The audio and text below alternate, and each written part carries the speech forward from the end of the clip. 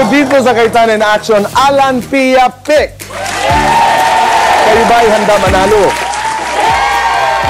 Kayo tayo. Okay, my team, umpisa na natin in 3, 2, 1, go! Alan Pia Pick! Alan Pia Pick! Alan Pia Pick! Alan Pia Pick! Alan Pia Pick! One step forward tayo, Nay. In 3, 2, 1, go! Alan Pia Pick! Di ba, hindi ka natalo, Nay, meron kang premyo. May consolation prize ka. Wala kay Ate Pia na 2,000 pesos. Ay, maraming salamat po. Thank you. Ikaw naman ngayon. So, you ready? In 3, 2, 1, go! Alan Pia Pick! 10,000 pesos! Salamat at bahagi ang Kayetan in Action sa iyong paglalakbay, sa iyong journey. Thank you very much. Ngayon, kayo namang dalawa. Okay. In 3, 2, 1, go! Alan Pia Pick! Congratulations! Ikay nanalo. Pero hindi ka uuwi na walang premyo. Walang pagkano natin. Ngayon naman, makakalaban mo si Kuya Alan. Okay, sana natin. 3, 2, 1, go! Alan Pia Pick! Thank you! Alam mo, dito ka, Para ano, ang bayat-bayat kasi. Yung pala, iniisip na paano ka tatalunin. thank you very much. At maraming salamat po sa JC Organic Barley, Jonathan So, and La Luna Cafe dahil lahat tayo ay may regalo. Kaya sa ating mga kaibigan, maraming salamat.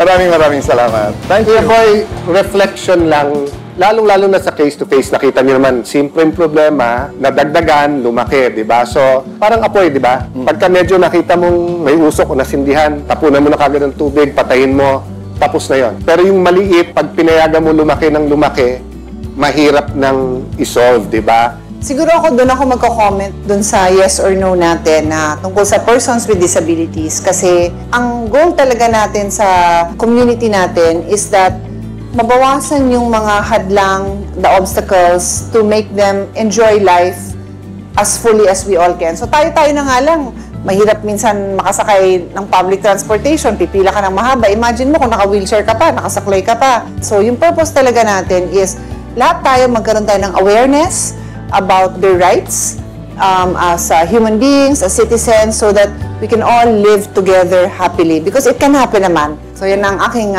takeaway for today. Ako naman po, I have a couple of things to say. Natutuwa ako pag sinasabi ni Ate Pia na batas ko yan.